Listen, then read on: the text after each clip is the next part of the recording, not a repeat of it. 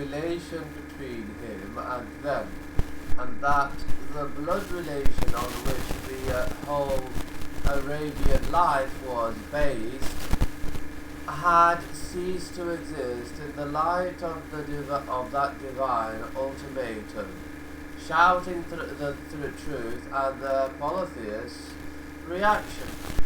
The prophet's voice kept reverberating in Mecca until the following verse was revealed. Therefore, proclaim openly Allah's message, Islamic monotheism, that which you are commanded, and turn away from al-mushrikun, polytheists. He then commenced discrediting the superstitious practices of idolatry, revealing its worthless reality and utter impotence, and giving concrete proofs that idolatry per se, or taking it as the media through which an idolater could come in contact with Allah, in manifest falsehood.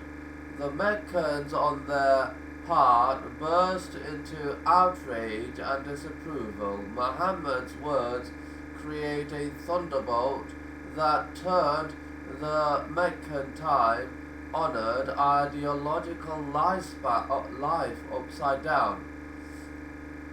They could ill afford to hear someone attaching to polytheists and idolaters. The description of straying people. They started to rally their resources to settle down the affair, quell the onward marching revolution, and deal a preemptive strike to its votaries before it devours and crushes down their consecrated traditions and long-standing heritage. The Meccans had the deep conviction that denying godship to anyone save Allah, and that belief in the divine message and the hereafter are interpreted in terms of complete compliance and absolute commitment, and this in turn leaves no area at all for them to claim authority over themselves and over their wealth, let alone their subordinates. In short, their arrogated, religiously based supremacy and high-handedness would no longer be in effect. Their pleasures would be subordinated to the pleasures of Allah and His Messenger, and lastly, they would have to abstain from incurring injustices on those one they falsely deemed to be weak, and perpetrating dreadful sins in their everyday life. They had already been fully aware of these meanings. That is why their souls would not condescend to accept this disgraceful position, not out of motives based on dignity and honor, but rather because, nay, man denies resurrection and reckoning, so he desires to continue committing sins. They had been aware of all these consequences, but they could afford to do nothing before an honest, truthful man who was the highest example of good manners and human values. They had never known such an example in the history of their faults or grandfathers. What would they do? They were baffled, and they had the right to be so, Following careful deliberations, they hit upon the only target available to contact the messenger's uncle, Abu Talib, and request him to intervene and advise his nephew to stop his activities in order to attach a serious and earnest stamp to their demand. They chose to touch the most sensitive area in Arabian life, viz. Ancestral pride. They addressed Abu Talib in the following manner: O Abu Talib, your nephew curses our gods, finds faults with our way of life, mocks at our religion, and degrades our forefathers. Either you must stop him, or you must let us get at him. For you are in the same opposition as we are in opposition to him, and we will rid you of him. Abu Talib tried to appease their wrath by giving them a polite reply.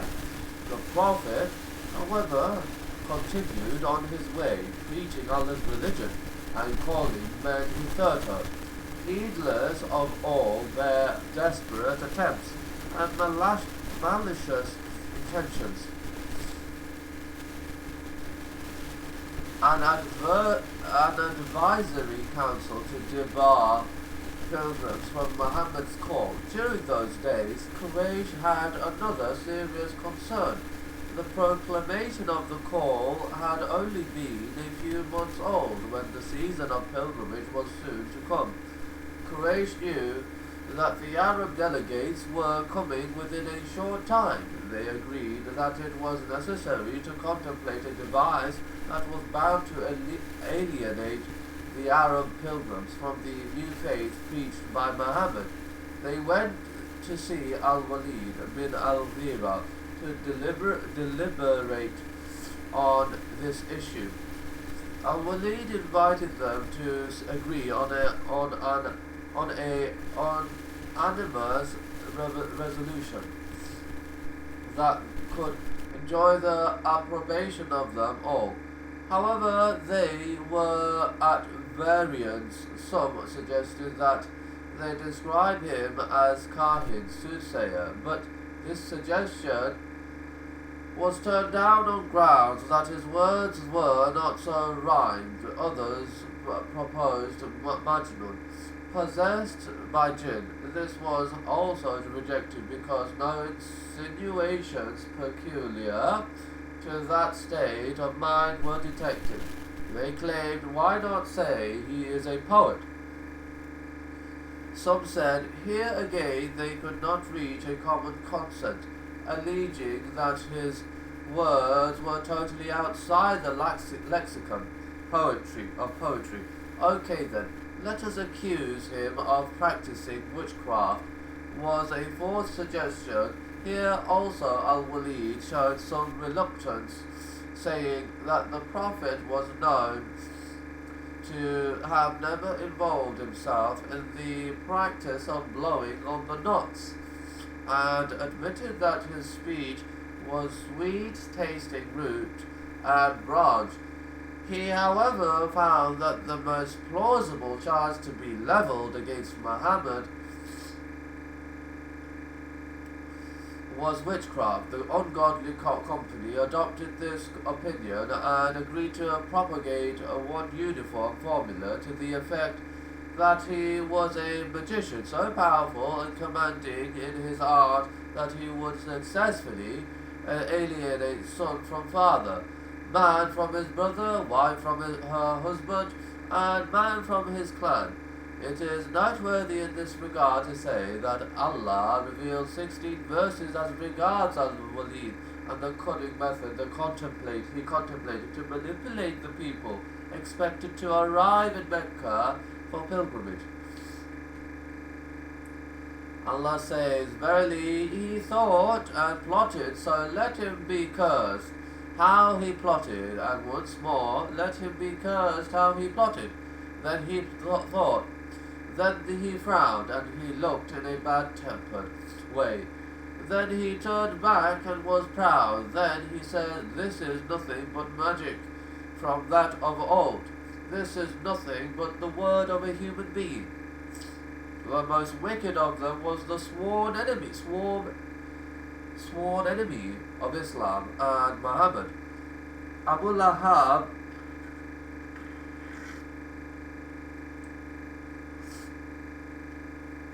and Muhammad Abu Lahab, who would shadow the Prophet's steps, crying aloud, O men, do not listen to him, for he is a liar. He is an apostate. Nevertheless, Muhammad managed to create a stir in the whole area and even to convince a few people to accept his call. Attempts made to check the onward march of Islam, having fully perceived that Muhammad could never be desisted from his call. Quraysh, in a desperate attempt to quell the tidal wave of the call, resorted to other means acting from base motives, scoffing, degrading, ridicule, belying, and laughter, instigating sheep manners, all of which levelled at the new converts in general, and the person of Muhammad in particular, with the aim of dragging the spirit of despair into their moral and slackening their ardent zealotry. They used to denounce the Prophet as a man possessed by a jinn or an insane person. And they say, O you Muhammad, to whom the dhikr, the Quran, has been sent down, verily, you are a madman, or a liar practicing witchcraft. And they Arab pagans wonder that a warner Prophet Muhammad has come to them from among themselves. And the disbelievers say this Prophet Muhammad is a sorcerer, a liar. Their eyes would also look at the good man as if they would eat him up, or strip him up, or disturb him from the position of stability or firmness. They used all sorts of terms of abuse, madman, or one possessed by an evil spirit, and so on. And verily, those who disbelieve would almost make you slip with their eyes through hatred. When they hear the reminder, the Quran, and they say, verily, he, Muhammad, is a madman. Amongst the early converts, there was a group who had unfortunately no strong clan at their back to support them. These innocent souls were ridiculed and jeered in season and out of season, referring to such people the high-brown Quraysh aristocrats used repeatedly to ask the Prophet, with the jest and scorn, Allah has favoured from amongst us, and Allah said, does not Allah know best those who are grateful? The wicked used to laugh at the righteous in many ways. They would inwardly laugh at their faith because they felt themselves so superior in public places. When the righteous passed, they used to insult and wink at them. In their own houses, they would run them down. Whenever and wherever they saw them, they reproached and called them fools who had lost their way. In the hereafter, all these tricks and falsehoods will be shown for what they are, and the tables will be reversed. Allah had said, verily, during the worldly life, those who committed crimes used to laugh at those who believed, and whenever they passed,